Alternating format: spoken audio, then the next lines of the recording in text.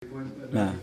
Very happy with the performance, individually and collectively. So dominant. We were a big threat. So very pleased with all of that. But the margin should have been much bigger. I mean, with the amount of situations, chances, open chances that we generated through the game, it should never be 2-1. But that's the Premier League. That's the step that we have to make. I think the first shot that they had, they scored the goal, and then David has to make another save to maintain the result. So but what I like is that we're having a lot of issues. We're dealing with it in an incredible way. Yesterday we lost Jurriën, today we lose Gabriel in the warm-up.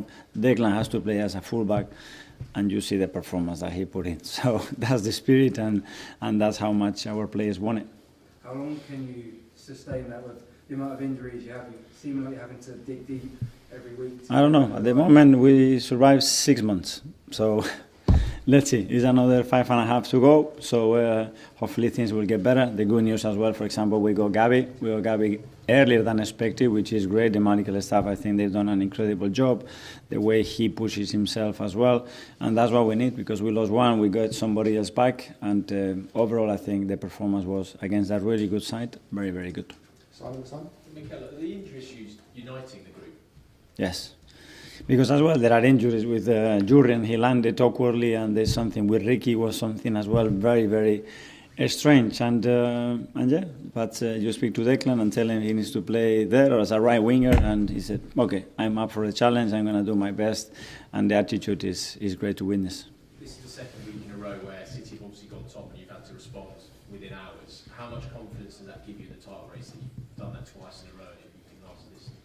But we can only control what we do, and we are doing a lot of good things. There are things that we have to improve as well to have the margins better. We need more players back as well to have better option and maintain the team very, very fresh. And every 3 days is going to be a challenge, and we are up for it. Okay, James, CBS. Odegaard, you alluded to it in that first question, but if you keep performing this way, keep creating the shots and chances you do you feel like a very big statement win will come quite soon? Well, it has to be, because we have a lot of quality. But what I like is the way we play, the way we produce, how willing the players are to take that initiative, that aggression to make things happen. Because this is a very, very difficult team to play against. And I think we've done really well for the majority of the game. Tom from London. Mikel, could you talk a little bit about the process when you lose a player in the warm-up and the process to then picking a new player and how that goes? And panic set in, or you're very confident that plan B, C, D is going to be correct? No, well, it's something that we have prepared because we know that it can happen. So when I give the lineup, I always tell the boys, and the day before is be ready, because this is football, this is the Premier League, and anything can happen. Somebody now can get a bug, and an hour later he cannot play, and you have to be in the right mental frame to be able to perform immediately and don't go through that disappointment. And that's what the players are doing. And what was the issue with Rishi? It's something that he felt yesterday, something very awkward that happened, and today in the warm-up he wasn't comfortable. James, yes, You talked about margin should have been bigger. I think you said the same thing against Palace. You said 1 goal wins against Everton, Wolves. When was the last time you felt comfortable in a game? Comfortable in this league? Well, that's a big word. But when the scoreline is bigger, but hopefully I don't have to use it that often. But do you sort of feel that kind of nervous energy in the game? I mean, when was the last time as a manager you were... With the crowd, you mean? Yeah, well, but because when you just concede in the last minutes, the game before against Palace as well, when we didn't really concede nothing, and then they scored in the first shot that they had. Obviously, it's this, but we have to be able to go through that as well with normality, with showing composure and understanding that, okay, you don't do that well, you are not efficient in the opponent's box, then you have to be incredibly good in your own, and that's a good way as well to going through that. Okay, we'll do one more live with Sam from Dano. I'm Carl. Hi. 2-1, it seems to get really nervy from the crowd to play it. Is that a consequence of the crowd being nervy and that translates? That's a willingness to win, that we all want to win so badly. That is, now I don't want to lose what I have, and we have to play to continue to score and show that composure and that ability. And we should have scored the third one. I mean, we have 2 massive chances to put it 2-3-1, and then it would have been different. We haven't, so we have to suffer a little bit more. Is that sustainable? Martin, another game where you ground out a win there. What are the feelings after that? Well, it was a tough one in the end, but I think we played a good game. I think we were quite dominant from the start. obviously their goal changed the momentum a little bit and they pressed us a little bit towards the end. But yeah, we got the 3 points and that's all that matters. And lots of positives and still some things we can improve. But overall, it's a good game and another win. Yes, you seemed to start both halves really well, and perhaps for the best part of an hour you looked in control of that? Yeah, I think so. I think we played really good. I think we controlled the game really well, dominated them, and when we got the second goal I felt like we could have done better to just control it out, and not let them score like they did. But in the end, that's football, and we got the win, and we're happy. When Brighton did score, do you feel it did more for them rather than you sitting back? Do you feel it just gave them that little bit extra energy? Yeah, they got the momentum of the game, obviously, when they get the goal and the belief and the energy back. But I think we did well to defend, and it's never easy when you can see the goal and they get the momentum. But I think we did well, and in the end we deserved the win, so it was good. He didn't have much to do, but the save from David Raya was quite fantastic, wasn't it? Sorry? The save from Raya there. He didn't have a lot to do all game, but then he pops up and makes that save. Yeah, I think that was the only big chance they had apart from the goal. And yeah, he's brilliant, and credit to him. Big save and very important for us. And how important for you to be on the score sheet as well? Yeah, it was nice. It's been a while, so I've been waiting for that one, and I've been practicing a lot, working hard, to on my finishing, and today paid off, so I'm happy. When you look at what's ahead as well, do you feel this could be a pattern going forward, that these results are going to have to be ground out and these matches could be very close? We prefer to win a bit differently, but the last games have been like that, and you need to be able to win in many different ways, and I think we've shown that throughout the whole season, and we just have to keep going and keep building and keep getting the wins, and we'll see. Appreciate your time, thanks. Thank you. And most of you are watching this one. Listen, they got the job done. They've won again. They retake the lead. They go 2 points clear once again, which is where they were at the start of the day. But they did make it tougher than it should have been, didn't they? Yeah, and I thought they played well in times. They come out the trap, started very, very well. First 15, 20 minutes, 1-0 up, should have been 2-3 up. Then they're comfortable, and all of a sudden Brighton get back into it, and they have this thing, I don't know, it just gets nervy. And then, lucky enough, Jesus come on and he sort of calms it down because he holds the ball up, brings people into play. At the moment, Gyökeres is fighting the ball. Gyökeres is fighting it. Everything's a fight. He's not really five Premier League goals, a couple of big penalties. Everything he does, it's just, Jesus comes on and he's just got that little bit of calmness, gets his body in front, holds the ball up. Does everything very, very simple. Does the simple things very good. Gyökeres not doing that at the moment. Working hard, probably. I know this might sound silly. He's trying too hard. Instead of just relaxing and just playing the simple passes and bring himself into the game. But yeah, if Arsenal go on and win this league title, we have to go back to today and Raya's save. Because his save is just off the charts. But for those who haven't seen it, just it's difficult to do it justice. Well, you've got to see it, but just describe it. The ball comes into Reuter and he does a little back flip to Minter, but Minter's coming off the right-hand side. So as he comes off the right-hand side, you do loads of finishing in training. Clinton will tell you, someone puts it in, you stop it and you bend it in. This was exactly like a training session. He literally rolls it in and it's just for him just to run onto, and he's got all the goal. And he bends it. And as he bends it, I said goal. You did? And he comes... Well, we all thought goal, didn't we? And he flies straight across with his right hand and he just flicks it over the bar. It's phenomenal. 9 times out of 10, you'd expect him to score because it's literally stopped and you bend it in the far corner. It's not that difficult. And he probably did. And that's massive for me because they would have stayed second in the league. It would have been 2-2. Man City would have been in front then. So, yeah, for me, massive, massive save. And also momentum-wise, once Brighton got a goal back for Diego Gomez, it really did switch, didn't it? Yeah, it did, because the nerves set in. They got nothing to lose. Welbeck's come on, Minter's come on, they're having a go, nothing to lose. And Arsenal just felt nervy, as you said it in the commentary. For that 10 or 15 minutes, they had 66%. That shouldn't really happen. Arsenal shouldn't be getting dominated at home for 10, 15 minutes against Brighton. That's when they got to pick the pass out. I think Declan Rice is wasted at right back. He's your energy, he's your engine in the team.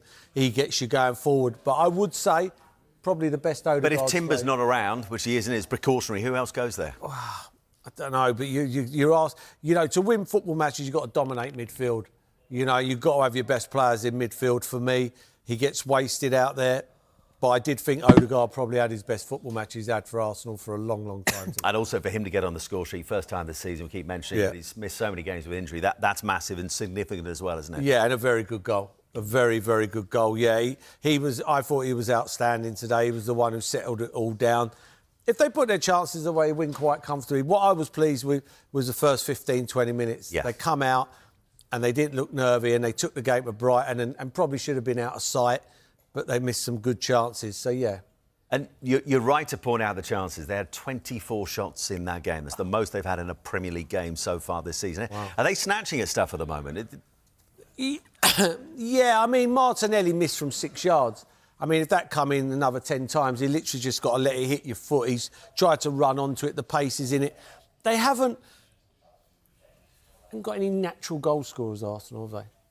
If you look, they've got no natural goal scorers. Where he's not natural, he misses his chances. Oh, you're right. They haven't got that natural goal scorer that will give you the chance. Yeah. You know, I think Jesus, what he does, he brings you into the game. I think he's a good footballer, and he brings you in, and he makes chances for other players.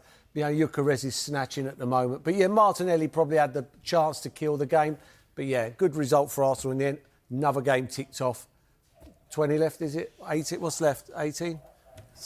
Yeah, I don't know. We're on 18 now, aren't we? We're on 18. There's 20 it's games. It's Aston Villa next, which we'll talk about. We need a break away from hearing from you, Merce. You can join in on this because we need to talk to the man that Merce has just mentioned quite a lot. Gabriel Jesus joins us live now from the Emirates. Gabriel, so good to see you. Thanks ever so much for joining us. Just quickly on a personal note, how good is it to be back involved with this Arsenal side after such a long layoff? Hello everyone there. Hi. So I'm very happy. You know, I'm very excited as well because still a lot of to play in the season. So I'm feeling amazing again. Obviously, after 11 months out, I still need some energy but with the ball, I think I'm feeling good. You know, I'm trust in myself again. So I'm very happy the way I come back. Hi, Gabriel. Paul Merson here. Just want to say well done. Do you think you should have had a penalty towards the end? Most of them, they say if he's outside of the box, maybe if I pull the central back outside of the box, they say it's foul. So I don't understand, me personally, I don't understand why it's not a foul just because he's in the box. It was clear that I was looking to the ball, attacking to the ball, and then the defender not even look at the ball after the ball even hit his head. And then, the ref says not, so that's it. But in my view, I think it's a foul. Yeah, spot on. Gabriel, Michael Dawson here, congratulations on the win. You talked about yourself being out. Another big player for me in your squad is Gabriel. How important is it to have him back? As everyone could see, the way change our back line when he come on. You know, we was conceding some chances, and then as soon as he stepped on the pitch, the difference of leader, you know, defend, because that guy loves to defend the same way I love to attack. So we normally say to him, wow, you are a beast defending, because he defend with patience. So I think it's massive boost for us. He's coming back. Gabriel, well done. Cleon Morrison here. You're my favourite striker at Arsenal. I thought I'd get that in here, so you are my favourite. It's good to see you back. How hard has it been? How hard has it been for you for being out for so long? How hard has it been to get back to fitness? Has it been difficult watching the teammates? Well, I take that. There's not many out there, so I take that. Thank you. I'm happy, you know, that I come back strong. I come back... I would say not the same way when I got injured, because I think it was one of my best moments at Arsenal, you know, and then unfortunately I got injured. So, but I mean, I'm getting there, you know, was a difficult journey, you know, 11 months, you know, the first 6 months you just do the same every single day, you know, in the gym, you know, alone, and then you come to the stadium to watch the games, and then at home as well, and on TV watching. So, you know, But yeah, I'm very pleased because I'm here and I'm still alive, you know. And then I just want to say thank you to Jesus because he saved my life. And then he helped me a lot through this hardest moment in my career, you know, that a lot of doubtings, you know, a lot of scary, you know, scared to come back and not have the agility to play, you know, because in my opinion, like, you know, the type of football I play, I want to be free, I want to turn them, I want to have the ball, I want to, you know, thread in behind. So I was very afraid that when I come back, I was with of limitation. So thanks God because he saved me and he helped me a lot in this moment. And then I come back with power. That's good. Gabriel, finally, just a quick one to finish off with. Man City, your nemesis over recent seasons, continue to ask the questions. They asked another one today. They knocked you off top spot for a brief moment. You're back there. Do you see the mental strength in this squad this time around to seal the deal come May and lift that Premier League trophy? Well, as everyone knows how tough it is to play in the Premier League, to fight up there for years. And then, you know, we all know that City has this capacity and also they have won a lot. And then they have no, like, pressure to win anything. And then, obviously, now we are more experienced. We have... you know, bigger squad. So yeah, everyone here, obviously, I don't think like have been in the position that someone is behind you, you know, chasing you. But it's still, you know, because everyone here, I think, is more experienced now. You know, I think the last 3 seasons show us that to win this league, you have to do even more each day. Each details count. So yeah, it's amazing to be there, you know, chasing for the Premier League, and then that's, I think, where Arsenal belongs, you know, to be there every single year to try to win, and then obviously one time it happens, and then I hope it's this year. After 11 months out, Gabriel, it's great to see you back. Thanks ever so much for your time this evening. Thank you, thank you everyone there. What a lovely guy. Let's just forward our minds to Tuesday night. It's not long to go. They meet Aston Villa again. We'll wait to see what happens in the game against Chelsea in the Saturday night football that gets underway in 10 minutes' time at Stamford Bridge. But given what you've seen from Arsenal today, and given what we saw at Villa Park not so long ago at the start of the month with that dramatic winner from Emi Buendia at the end of the game, that in of where the title ends up this season is going to be huge, isn't it? I think it all depends on tonight's game as well. I think the Villa-Chelsea game has a massive reflection of what the game's going to be like in a couple of days, because I think if Villa go and get beat and you're on a run and you get beat all of a sudden, you're down on one. So, yeah, for me, important. Arsenal got to keep on ticking the boxes. As I can't emphasise enough, coming out in that first 20 minutes and taking the game to Brighton, that's what you want to see. Yeah. It's not going to be like that for 90 minutes. But that's what you do. You go out, you take the game to, and you get that goal in front, and that's what they need to do. They can't keep on starting slowly like they did against Wolves, and it's moved slowly. And all of a sudden, the clock keeps on going bang, bang. Before you know it's 60, it's 65, it's 70. Then it gets really nervy, because the more the games keep on going, you can't make it up. You know, as soon as this gets down to 8 and 9, you know, we're talking 20 games. In 10 games' time, it's down to the final bit where one defeat could be the end of it. So for me, all these games are ticked off. That's another game and a difficult game ticked off. And the man with Pep Guardiola saying he felt fit after that. He spent off all the Christmas kilos. The only one who didn't make the weight, he said beforehand. He wanted to get closer to the fans there. The camera was in the way. He didn't tell the cameraman off that time though, Joe. Yeah, I mean, listen, he looks like, remember him sort of this time last year, he was, he didn't look happy, does he? He looks happier now, you know. Less stressed. He knows he's got a team there.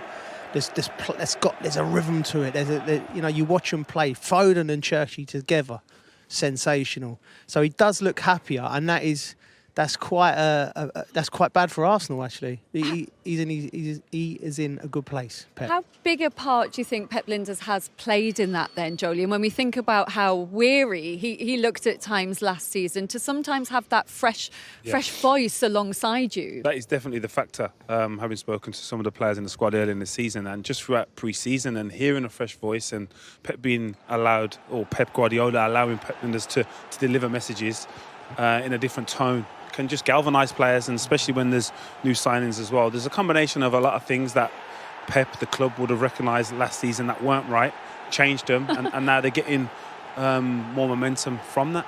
Yeah, he's a genius. Like I said, I was excited for what he was going to do. What he's changed to, Kolo Touré's come in. So when you've been at a club a long time, you've had sustained success. You need change of voices, but they need to be good voices. You know, because it's like anything. A football club can be, if you put a bit of oil in a water, it can poison it. You know, so but he clearly likes Pep Lijnders.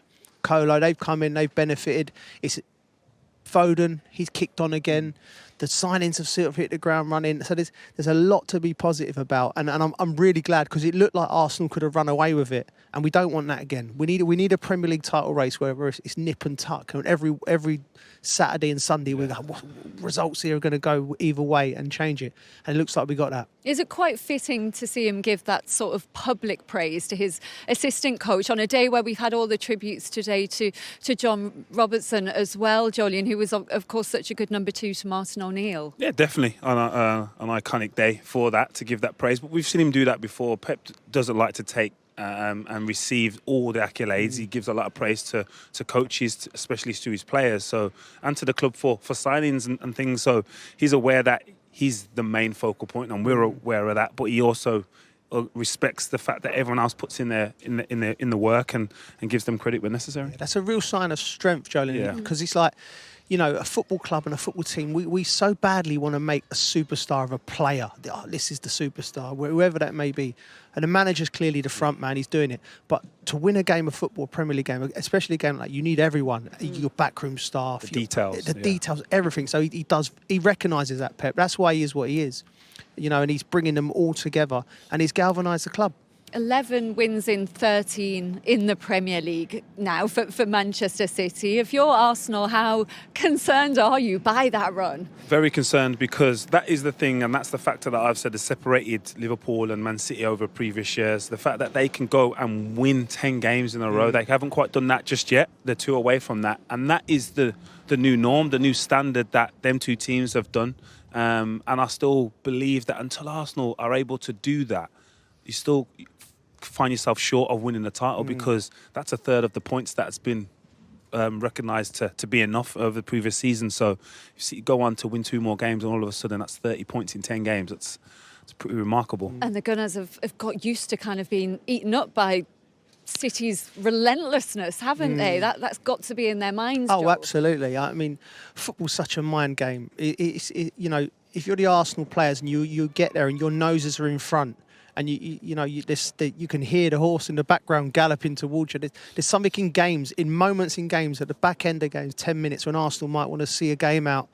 You know, there's more of a nervousness. Yeah. And the first thing you do, Jolien will tell you, you come in, you win a game like this, you go, you celebrate with the crowd. You can't wait to get in the dressing room, or the kit man's going, how did, with us it was Manchester United or Arsenal. You know, how did they get on?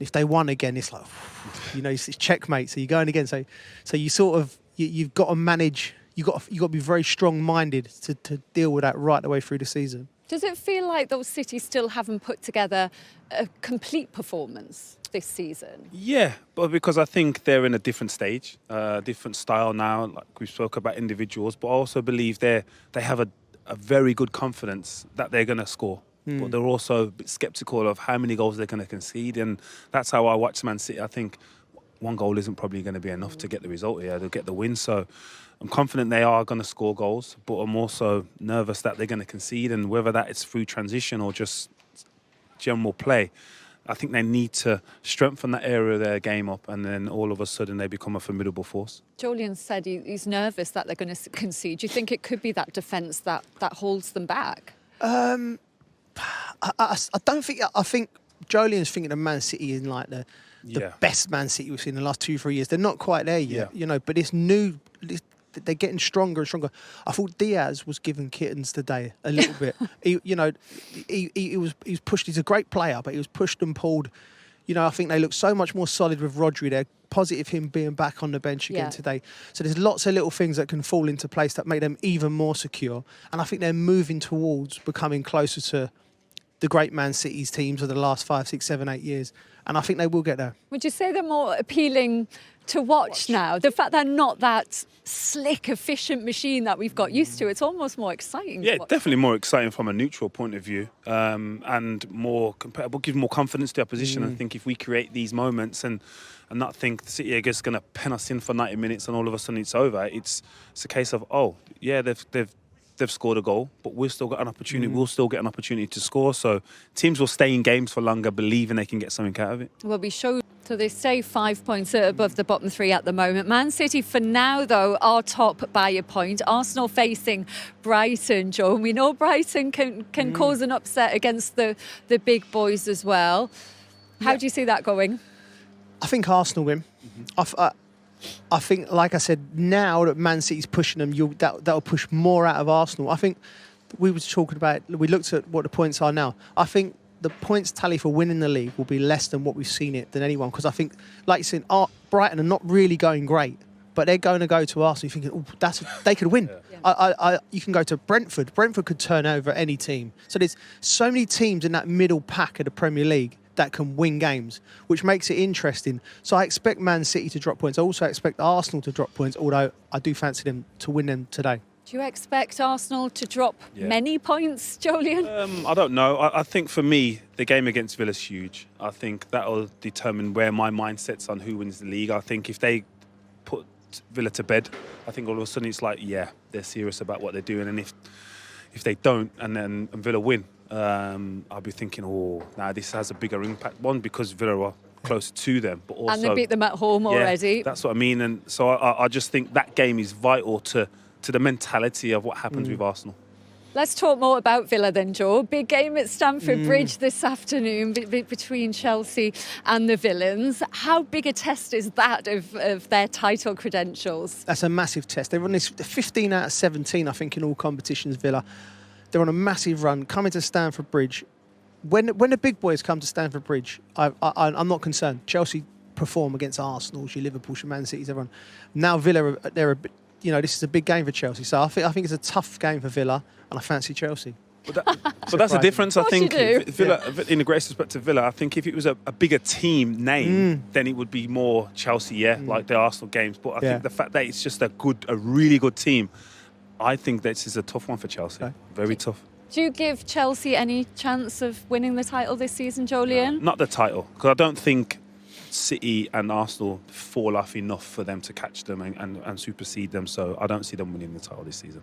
Yeah, I agree with that. I'd like to. It's hard as that it's hard to say, but we've got to be realistic and respectful to what Arsenal and City are doing. Yeah, you've got to be respectful of that, but I've also got to be, honest when I'm on television. So doesn't normally stop you, Joe. Real life, you can do a little bit, but no, Chelsea. I just think they're just short, and if they finish comfortably in the Champions League spots, that'll be You'll be happy a with good that? season. Listen, I'm only happy with first, Lynn, but listen, it's movement, it's progress. Right, well, we better go soon anyway, because Joe's probably heading to